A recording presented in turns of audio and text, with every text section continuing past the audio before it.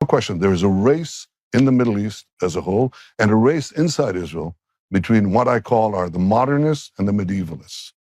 Okay, the medievalists want to take you back to militant Islam, to really a dark period in the history of the world. And the modernists want to be incorporated in the modern state of Israel, to partake of the extraordinary success that you see around you. And they have doctors, they have nurses, they have pharmacologists, they have high-tech entrepreneurs. They want to be there. The other guys want to take them back, okay, and dissolve the state of Israel or destroy it. And we have to make sure that the modernists win out over the medievalists. My government, you'd be surprised to know, gave an enormous amount of money, and I, wasn't doing it for votes. I did it because I believe in this, in helping the right side on this battle. Enormous amount of money, about $25 billion, billion shekels. Okay, but I gave it not to NGOs, Hamas NGOs. I invested it in roads, in infrastructure, in education, in the Arab communities. And I'm a Likud guy, right? By the way, you'd be surprised. I received about 10% of the Arab vote.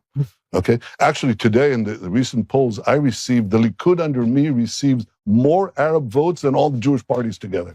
Okay. Why? Because many of them want to be a part of this modernization and this success story.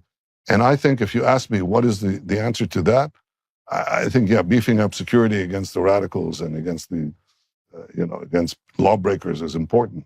But equally important is you want to move them into help as much as you can to give them enterprise, opportunity, education, law and order that they want in their communities.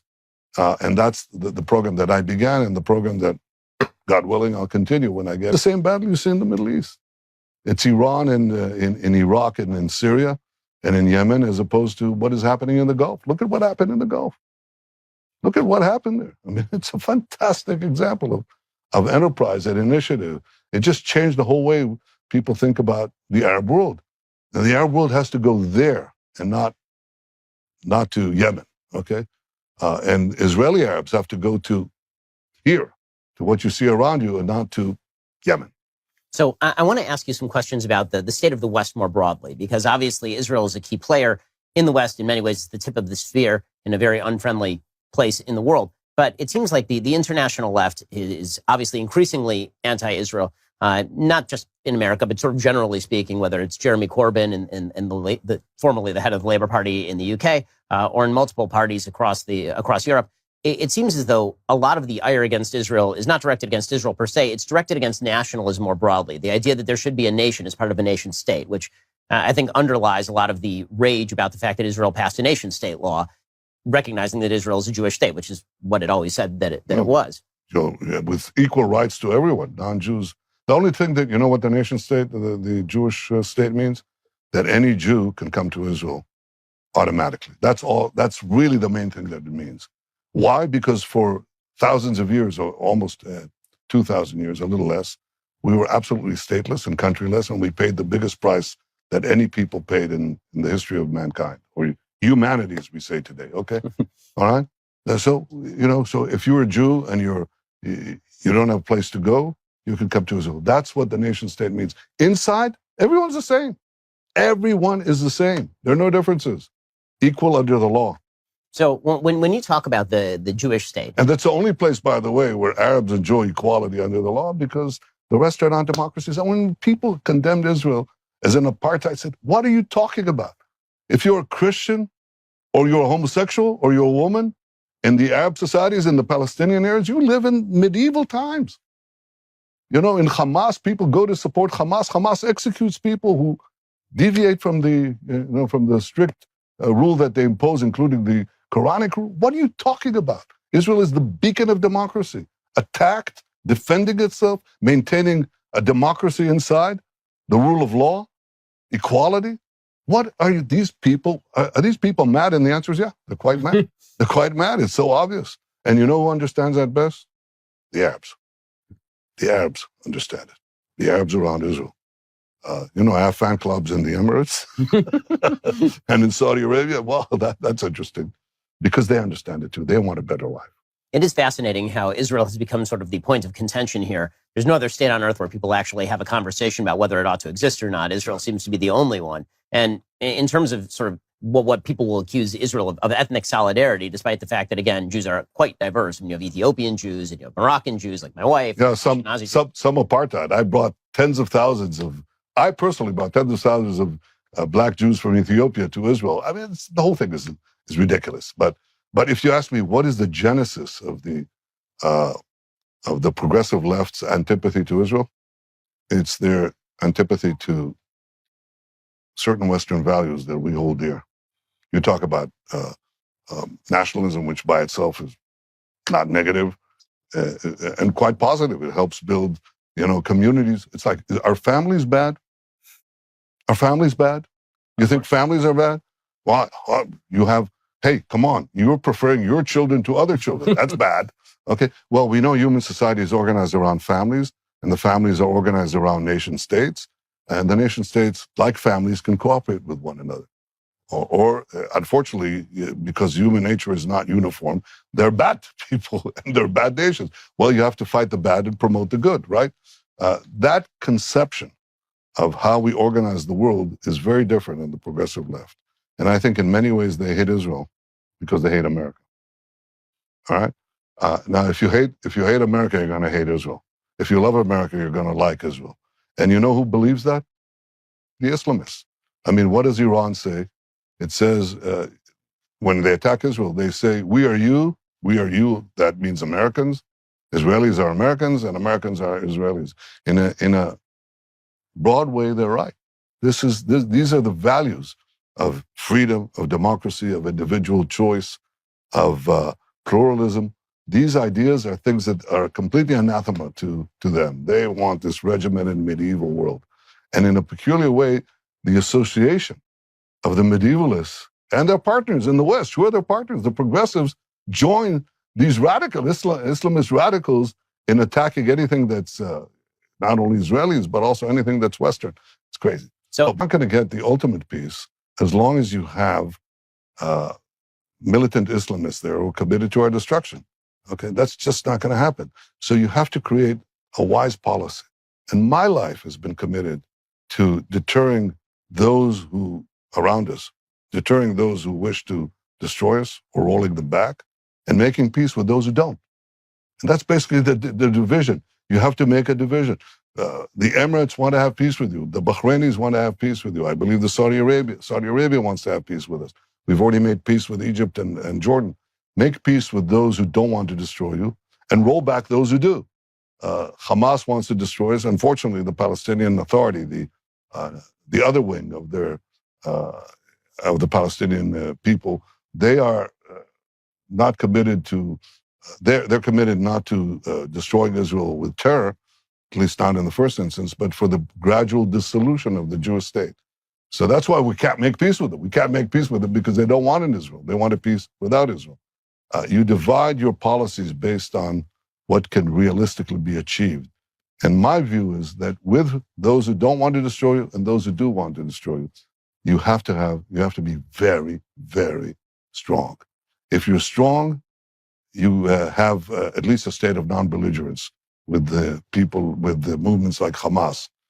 And if you're strong, you can make peace with those who are willing to make peace.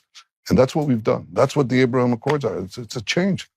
It's a complete change of the view that says, no, you have to give the Palestinians who wish to see the end of Israel, give them the hills above Tel Aviv from which they can see the sea into which they want to push us into. Yeah, I mean, it's crazy.